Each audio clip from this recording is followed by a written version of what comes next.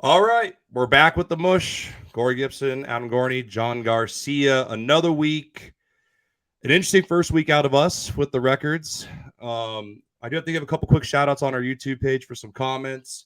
Ben, he actually kind of called you out, Gorney. He said that he actually likes that the podcast wasn't that long because he likes hearing everyone's input. And he wants to see what everyone's records is. And John wants to have us talk about Colorado. I'll jump into the records real quick. Adam ended the week with 8-11. John 4-15, and myself 7-12. So real experts over here, real showing our skills, and really calling ourselves the Mush is perfect.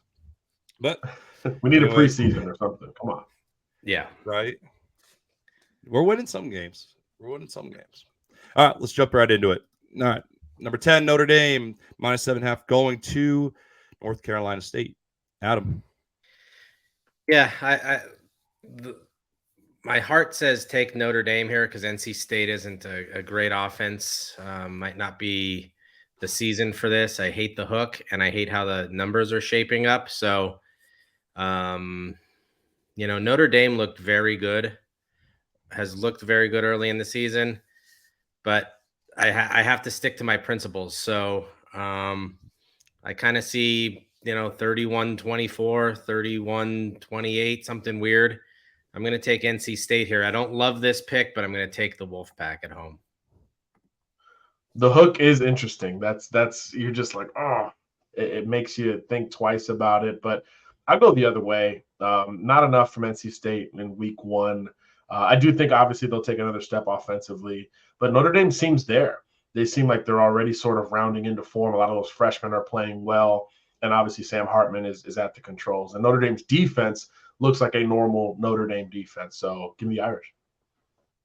Yeah, I agree with John. I like that they played a couple games. I know we talked about how it's not the greatest competition that they played, but I like how they're already kind of in rhythm. So I'll take Notre Dame as well. All right, we get to answer Big John's question about Colorado. We're going to jump right into Nebraska, going to number 22 Colorado -3. Oh, man. Every gambler's data point tells you to take Nebraska, okay? Now, the public absolutely loves Colorado. Colorado is coming off a great win over TCU where they looked very good. Although it's not as good of a TCU team as last year, not even close. They're feeling themselves. Nebraska blew the Minnesota game in like 10 different ways. I mean, it was extraordinary how they blew that game over and over and over. But man, and 3. So this game starts at 8.5. Nebraska -8.5. It's now Colorado -3. It's just begging you to take Colorado, and that's how Vegas keeps the lights on. But man, Colorado might be really, really good. I'm going to take the Huskers +3. And this could be the stupidest bet of the week. This might be a Colorado blowout. Nebraska's might be very slow. Colorado could blow them out. But when a team is really feeling themselves and the other team is PO'd about how they blew a game, that's when you take the Huskers. But man, that number is very, very odd. But I'm going to take Nebraska. I'll go opposite Gorney again here. I'm drinking the Kool-Aid at this point. I think, and we talked about it last week or 2 weeks ago, Colorado might just have to outscore you. Like, I just don't think they're going to be able to hold up defensively in the trenches or overall, especially with Hunter's snap count. But look, I think they've got the juice to outscore many teams, especially Nebraska, which looked offensively uneven, to say the least. Obviously, Jeff Sims can go as a runner. Didn't see a whole lot else beyond him. So I just think Nebraska defensively will slow down this Colorado attack better than TCU did, but I just don't think they have enough offensive juice to keep up with Colorado getting into the high 20s, maybe the 30s. So I think the Buffs cover. Yeah, I hate to keep going with you, John, but if you actually listened to the podcast last week, I said my rule is going to be I'm not taking Colorado till it's a home game. And so I'm going Colorado. And also, shout out to the game night crew at Rivals. We watched the Nebraska game last week. It was brutal. It was not a fun game. It was interesting to cover, but it was not a very fun game. I don't think Nebraska is going to hang with Colorado. I think it's just going to be a big shootout, and Colorado is going to come on top. By the way, also, we're going to do another game night with this game, so tune into the YouTube. All right. Utah going to Baylor, 7.5. John, let's hear it. This is the lock for me. I think this feels most comfortable in these top 25 games. Baylor, obviously, huge disappointment last week. QB is injured. I do believe in Dave Aranda and game planning, and there is some familiarity here relative to Texas State last week.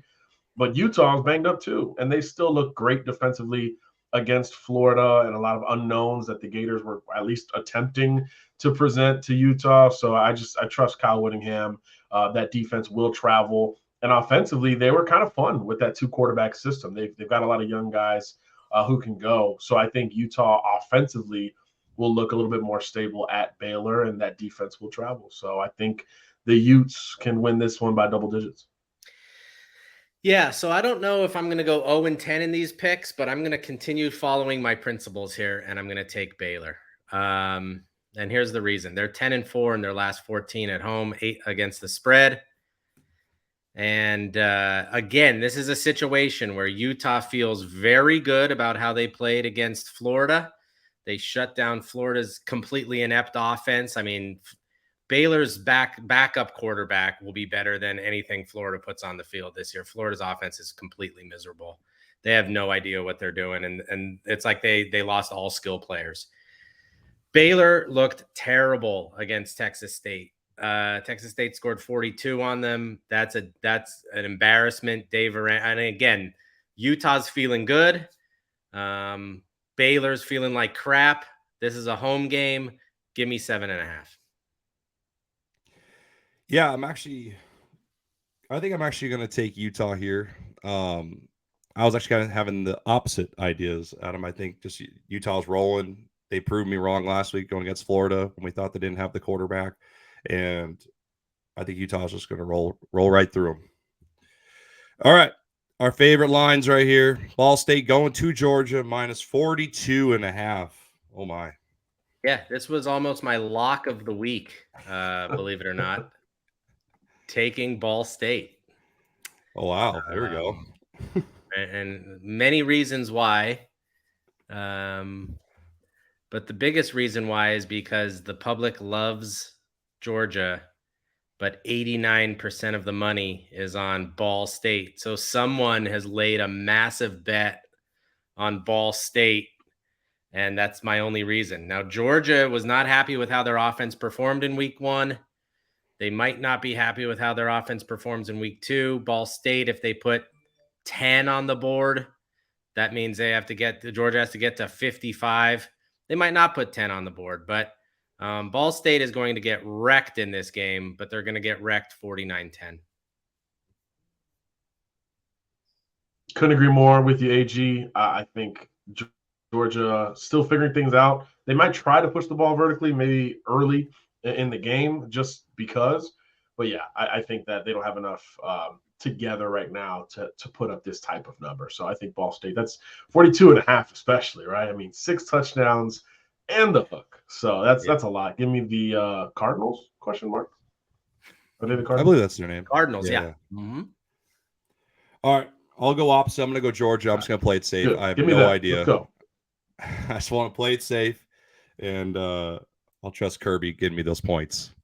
So, all right. Number 23, Texas A&M going to Miami, minus 4. John, what do you think? Look, this one is a lot more interesting than I thought it was going to be.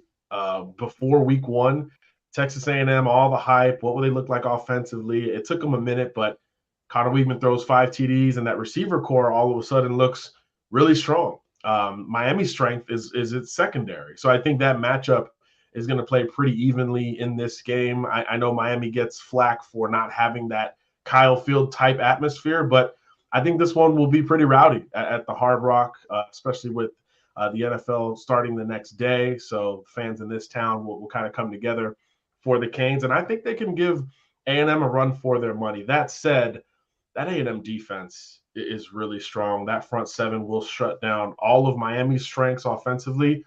which is that rushing attack. So I think this is a low-scoring, kind of old-school SEC type game, somewhere in the range of 24-17. And if that's the case, A&M will cover. So give me the Aggies -4. Yeah, I like Texas A&M here. SEC team on the road against an ACC team. I'll side with the SEC team every day of the week. The other number I love in this game for A&M is Miami is 2-10 against the spread in their last 12 games. That's embarrassingly bad. That's ugly. They're 1-5 straight up in their last 6 games at home. You know what that means? That means they have no home field advantage. It will not matter. What Texas A&M is used to hearing on the road, it'll be like being in church for them on the road on Saturday. I'm taking Texas A&M. I don't love how the public is spreading this around a little bit. It's kind of even, a little more money on Miami, but those numbers line up perfectly for Texas A&M. I'm taking Bobby Petrino's Texas A&M Aggies to cover this game. You know, John, I was going to have the fight song queued up for you this week, but I was worried about copyright because my boys covered last week against New Mexico. You gave me a hard time because of my gut feeling. No, hey, congrats on that. Hey, I was sweating that game out, but I knew the boys would cover, and I have to stick with my loyalty. I'm going to go with Texas A&M here, -4. I just don't think Miami at home is as scary, and I think the boys are just going to keep rolling. All right, we'll move on. Number 20, Ole Miss going to Tulane.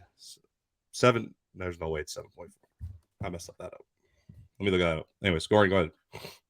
Yeah, this is like one of those under the radar. Yeah, 7.5. The number is Ole Miss 7.5. This is one of those under the radar interesting games because I went opposite you last week in my personal life and took South Alabama. And man, those colors do run. Those colors suck. I mean, USA, they did not perform the way they should have. Maybe Tulane is just a little bit better. And there's also a sharp bet on Tulane this week at +7.5. I can kind of see this game. I know Lane likes running it a lot now, but I can kind of see this game going back and forth, being high scoring. Ole Miss on the road has been able to score a lot of points recently. Tulane at home has been able to score a lot of points. Tulane in their last 5 at home are 5-0 against the spread. But Mississippi is 5-0 straight up the last 5 times they've played Tulane. Now, I don't know what that dates back to, probably like 1932 or whatever. But man, this is going to be one of those interesting games. But again, an SEC team taking Tulane to a good Tulane seriously. I could see 41-31. I'm going to take Lane here, and I'm going to take Ole Miss. I'd see a shootout as well. 2 great offenses, 2 great quarterbacks, 2 very different quarterbacks. I think Michael Pratt is a dude. He's buffering that Sunday resume, and if he's going to make that jump, I think he's got to have this game. This has to be his game. Doesn't mean I think Tulane's going to win it, but that hook has me a little bit worried for Ole Miss, who hasn't really been known for defense under Lane Kiffin, although Pete Golding is there now, so we'll see if that starts to change. If it does, this will be the game that starts to create that change. So until then, give me Tulane +7 and the hook. Very good. Yeah, I'm going to kind of go with Gorney's theory of like never kind of go against the SEC, especially going up. I mean, Tulane did cover for me for my lock of the week, but SEC ball is just different. And even though I like Platt, I like that system they have at Tulane, I just think they're not ready for Ole Miss this early in the season. Maybe late in the season could be something different, but for now, I will take Ole Miss. All right, we got SMU going to Oklahoma. Oklahoma definitely proved all of us wrong dramatically last week. We went against the Sooners, and I think, doubled it. They big time. We believed in Butch, and Oklahoma proved us all wrong. But anyways, Adam, what are your thoughts on that? Yeah, Butch Jones should be fired and be embarrassed with himself. After one game? Barrett Sallee on CBS Sports said he should have never gotten the job and that he's one of the worst coaches of all time and many other things. And I agree. I mean, Oklahoma is a pretty good team, but to give up 73 and to not score, that's embarrassing. either his team gave up or he's recruited just complete oddballs that shouldn't even be playing. I mean, that's just embarrassing. And Oklahoma sort of ran it up a little bit, but they just kind of did what they wanted to do. I mean, they didn't keep the starters in. It was just ugly. That being said, I'm taking SMU. The numbers kind of prove it out. Everybody now loves Oklahoma. Oklahoma's unstoppable. Oklahoma could do whatever the hell they want to do. But now they're playing at least a legitimate football team that could also put up points and is run like a legitimate program. So I think 16 is too much here. Oklahoma wins comfortably, but maybe again, a little bit of a shootout here, and SMU puts up some points.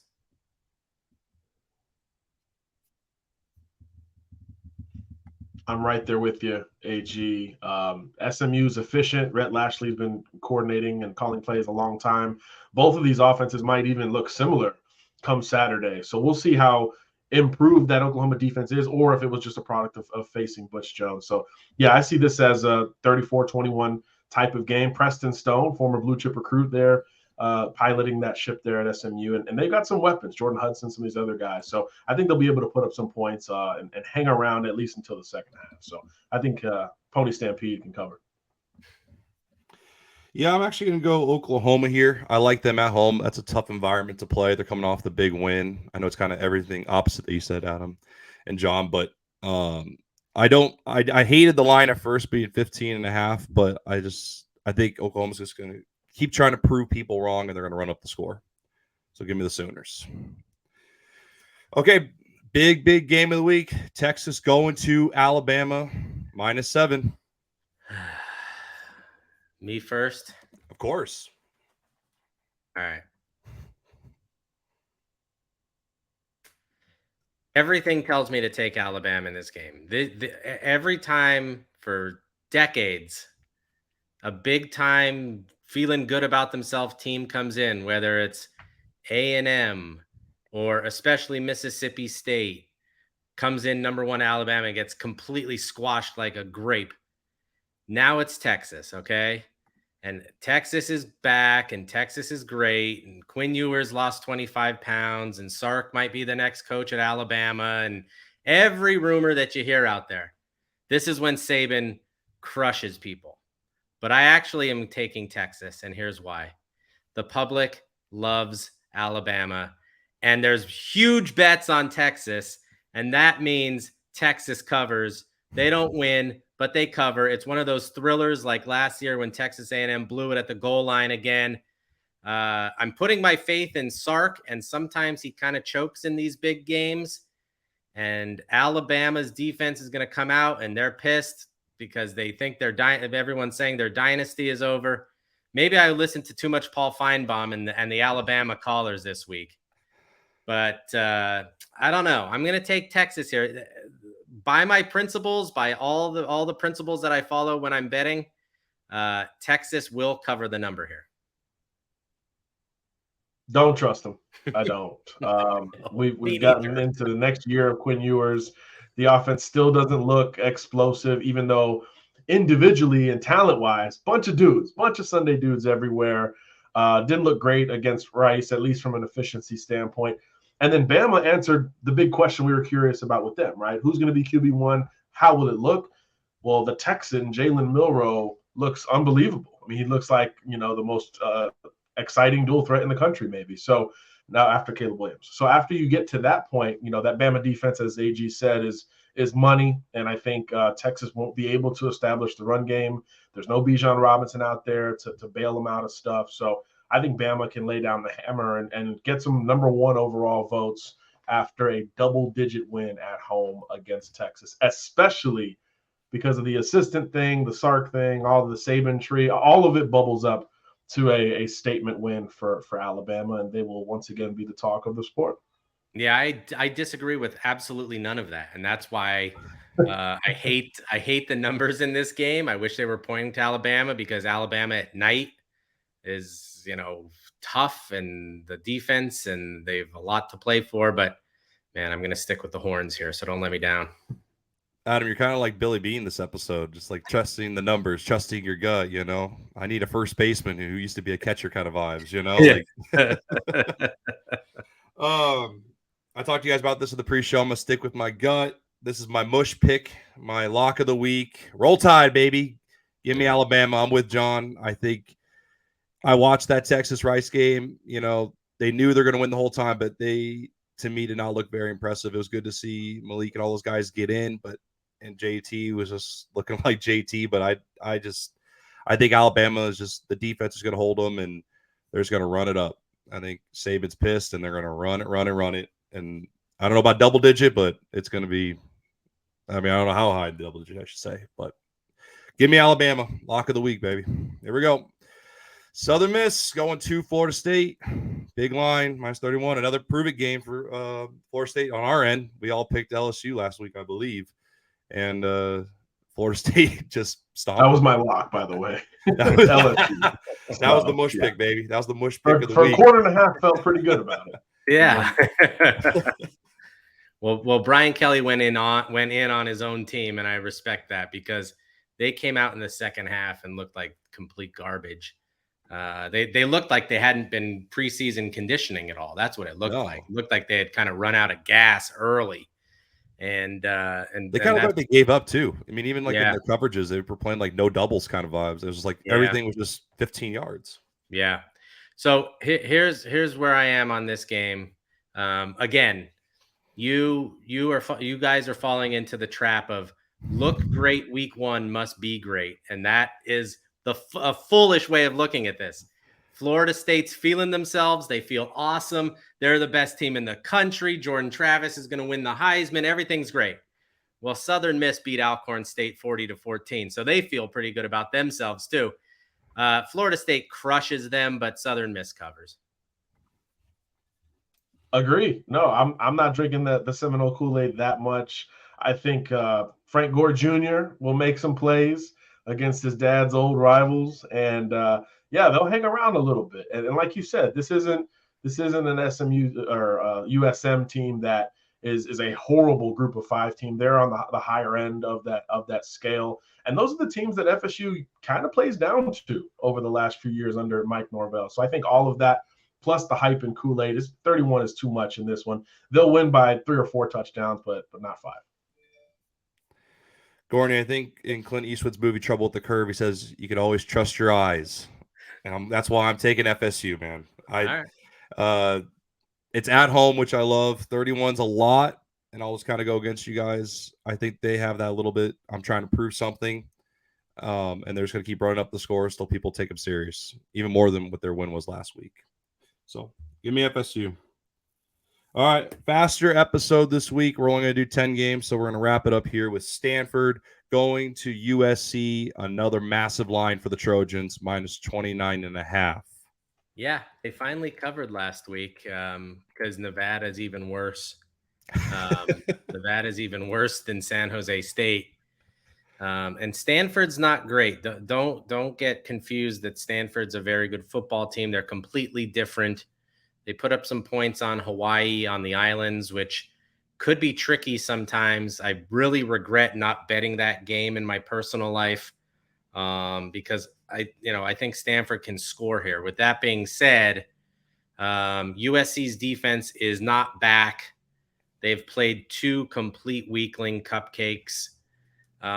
Stanford will score some points here. There are sharp bets, and the money is trending to Stanford. 29.5 is too much.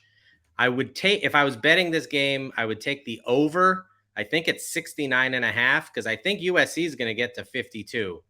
But I think Stanford's going to get to at least 24, 28, something like that. So I would take the over in this game. I think it's going to be a little bit of a shootout.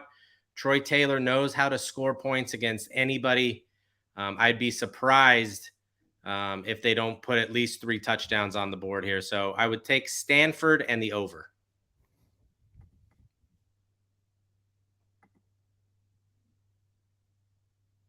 Go ahead, John. You there? Oh, we might have lost him. Wait. John. I think I lost you for a second, but we're back. Hey, Mitch McConnell, let's go. I'm back and forth on this one.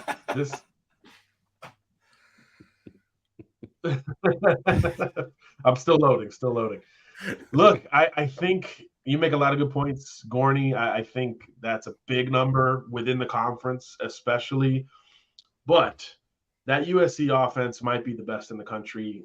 I don't even know when they won't put up 50, it feels like. So I just think mentally that's a lot to deal with. So I do think some scores into the double digits here, but I'm not sure they get into the 20s. So I'm going to take some chances here.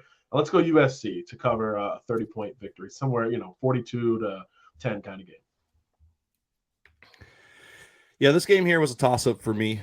I mean, these lines are massive for USC, and I think I'm actually just going to go Stanford here. I think they're just going to put up just enough points to cover, but it's just going to be USC dominating the whole time. It's just, I think Stanford might get a little sneaky towards the end. Yeah, so give me the Cardinals. All right, we are done. We are a little early, so I do want to ask you guys like one quick question about Colorado and the Travis Hunter. John, I believe you – actually, before we do that, Adam, I think we're missing your lock of the week. I'm sorry. Yeah, lock Jumping of the week. ahead. Lock of the we week. got? Taking the Rebels, the UNLV Rebels, going to Michigan, 37-point underdogs. They don't win outright. They get killed, but 37 is too much. Michigan's offense against East Carolina, which is really a depleted East Carolina team, didn't look all that great, honestly. I think they kind of just are going to churn through these games. They don't need to beat anybody by 50 to play for the college football playoff. They have a lot more ahead of them. So they're going to get a lot of young guys in here. It's a big flip situation where the public loves Michigan, but the money loves UNLV. That means people in Vegas are putting money on the hometown team. And they wouldn't be doing that unless confident that they could probably cover this number. So Michigan wins comfortably 40. I'll give it 45-10. But UNLV sneaks in there, and that's going to be my lock of the week.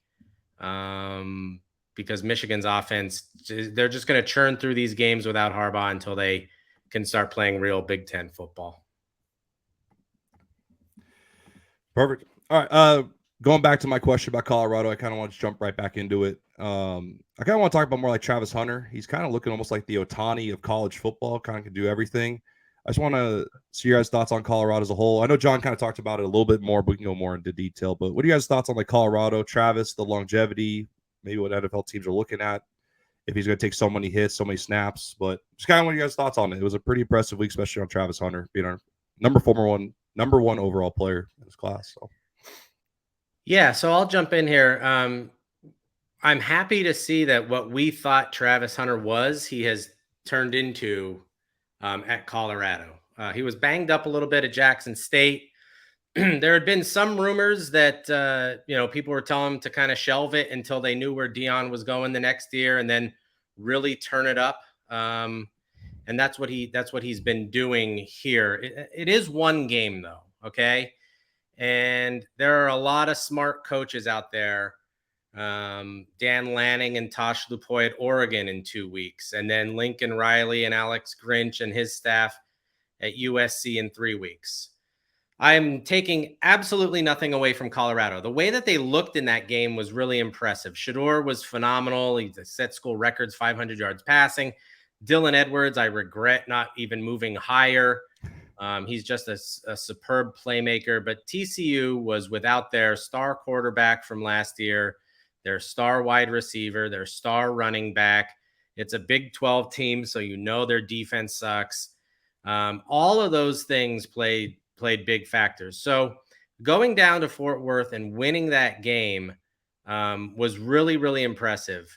But there's a lot of football to be played here against teams that are going to be far more impressive. Travis Hunter is a phenomenal athlete, and NFL teams will absolutely fall in love with him.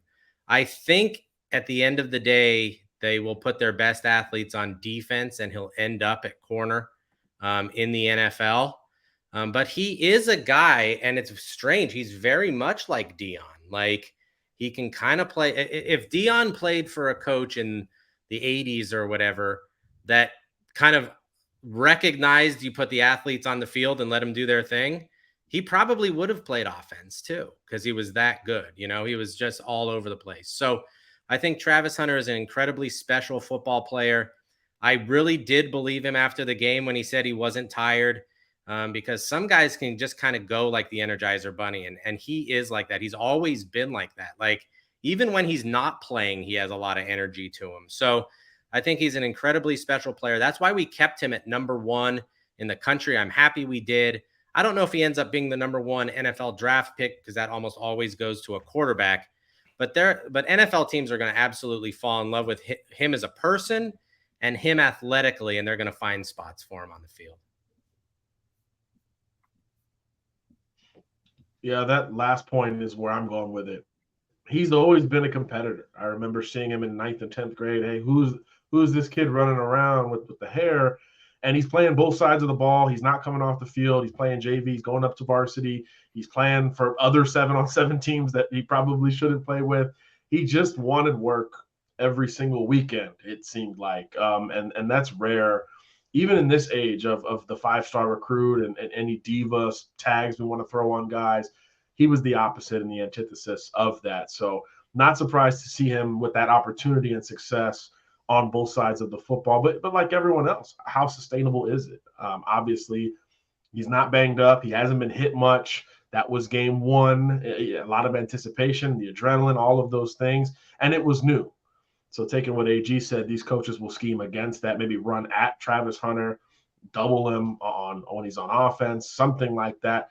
I think it's going to be really creative with the other people around him as opposed to just him. But he can do it all, and I think he's in it for the long haul. So I think he continues to play both ways, maybe just not as many total snaps.